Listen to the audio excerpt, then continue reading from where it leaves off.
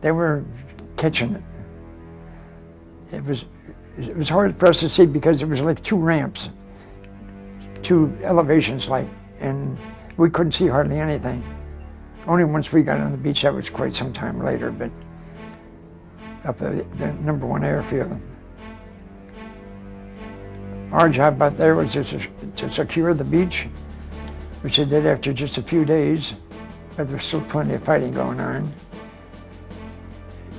And then when we seen the flag going up, there was two flags that went up.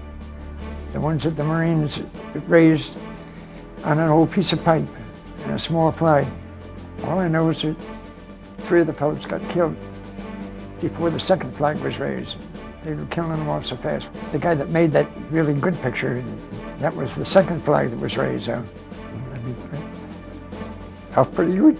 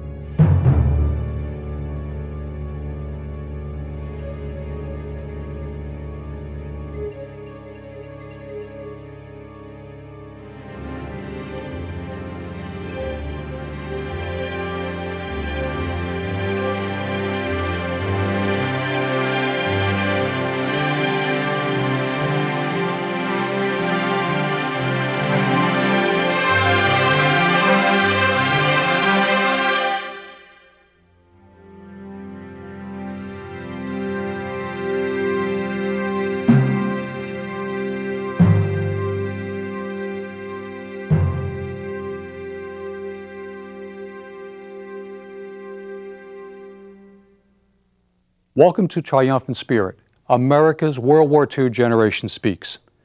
This program is a series of broadcasts featuring the stories of a generation that fought and won the Second World War. No matter how they fought the war or where, on the home front or the battlefield, each veteran featured on the program contributed valiantly to a victory that changed the 20th century. Here are their stories in their own words. They are stories of actions and deeds that not only helped shape the outcome of the war, but the very world we live in today. Located midway along the grueling bombing run between the Mariana Islands and Japan and back was the Japanese-held island of Iwo Jima, dubbed the unsinkable airfield. Every day that B-29 bombers of the U.S. 20th Air Force, based in the Marianas, made their way to bomb the Japanese home islands, Japanese fighters from Iwo Jima would rise to intercept them and then attack the bombers again on their return flight. Bomber losses were staggering. Iwo had to be taken. On February 19th, 3 U.S. Marine divisions landed to secure the island. The human cost to seize as well as defend the island were enormous. The battle for Iwo was the bloodiest of the entire Pacific War. After 34 days of combat, 6,000 Marines and sailors were killed, 17,000 wounded, and almost all the 22,000 Japanese troops defending the island were killed. Witnessing this all was 23-year-old Navy radioman Edwin Jennings. Ed was a radio operator on board the landing craft LSM-60. Assigned to Flotilla 5, the flotilla's job was to carry the Marines to the bloody beaches of Iwo during the entire course of the battle. His flotilla was recommended for unit citation for its valorous actions during the battle for Iwo Jima. Like I said, they did pay us a physical. I know when they went, they said, "What do you want, the Army, Navy, Marines?" And I hesitated. He says, "In 5 seconds, you'll be in the Army." So I opened my mouth.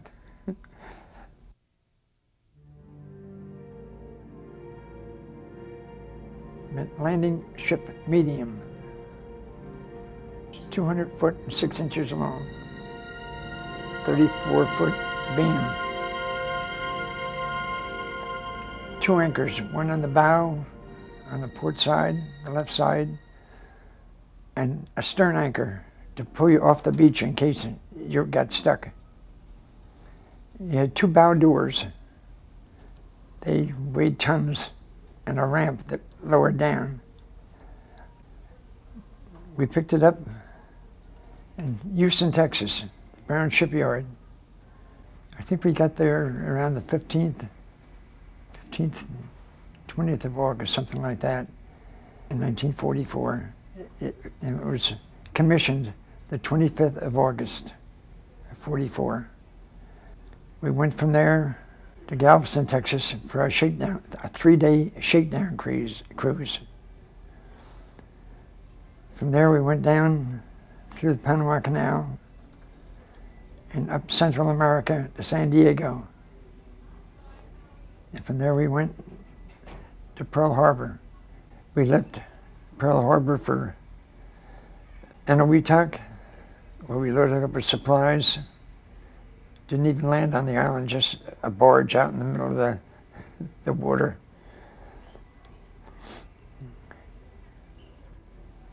Before we left Pearl Harbor, we also picked up our tanks, not tanks, but trucks and bulldozers armored.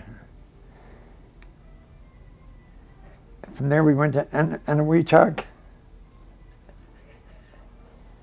Tinian, Saipan, and we stayed there until the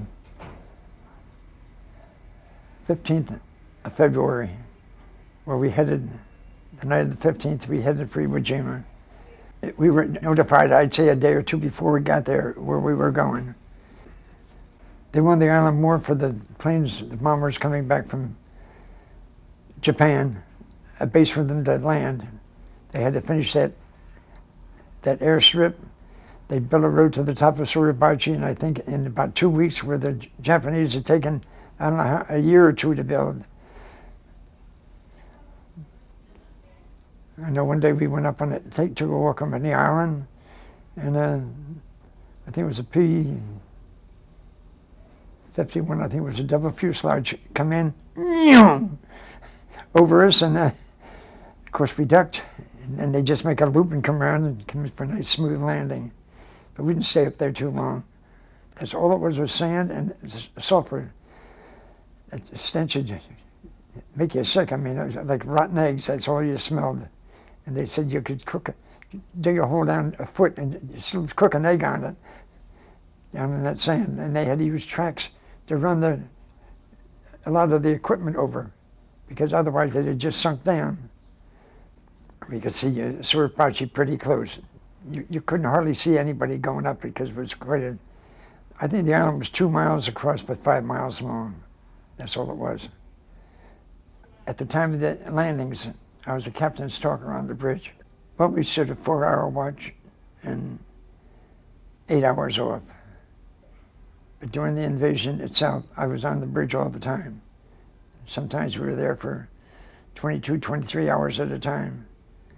When we emptied our first load, you would head out to one of the large ships and take another load on for the beach. The first day we did not land because what we were carrying was not needed right away. So we went in D+1, what they call Blue Beach 2. We were the northernmost landing spot on there. We were right up by the caves. The first day, the first 10 ships went in, 8 came out, 3 on fire, and 5 with holes you could drive a Jeep through. We had an anchor on there. When you're about 650 feet from the beach, you drop the stern anchor. You were going full speed. You drop it, and that was when you hit the beach, you had to keep a strain on that anchor to keep you from swaying onto the beach itself, because then you were a real target then. Well, I guess everybody was scared, but everything went off fine.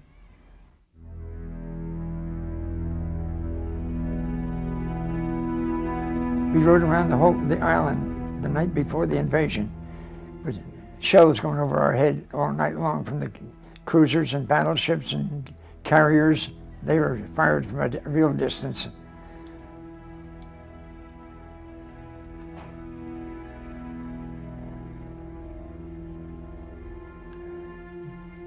Whenever you were filled up, you headed for the beach.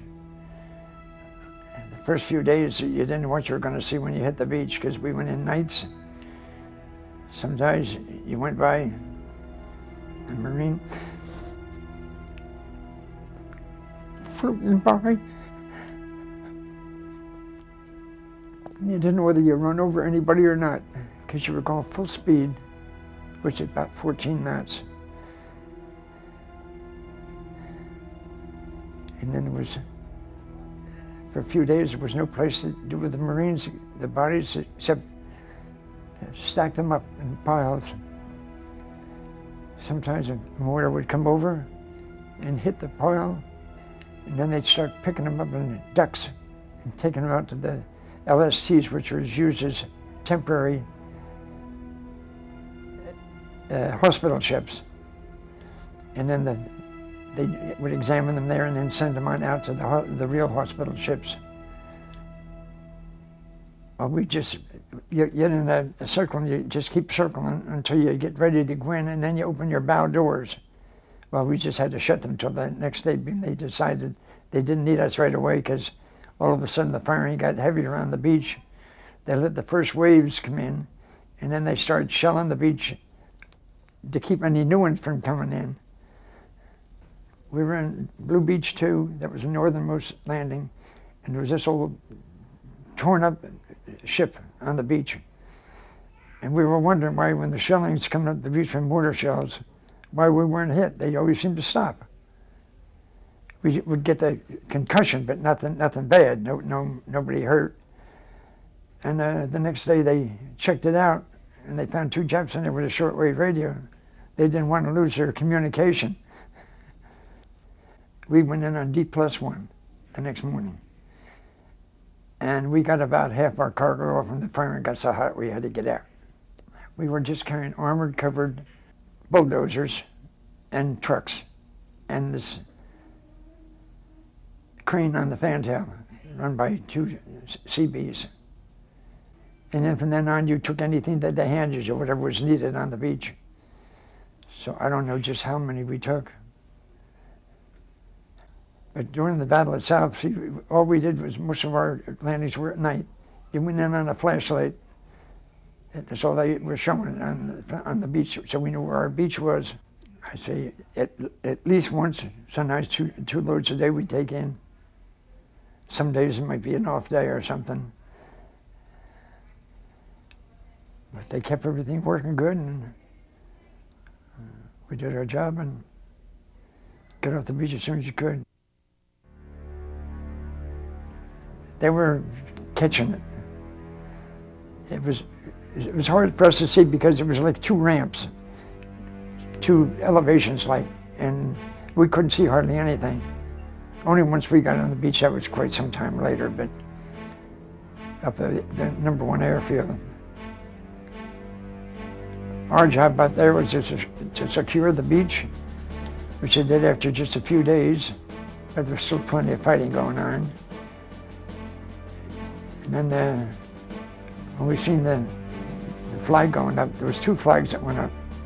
The ones that the Marines raised on an old piece of pipe and a small flag. All I know is that 3 of the fellows got killed before the second flag was raised. They were killing them off so fast. The guy that made that really good picture, that was the second flag that was raised. So felt pretty good.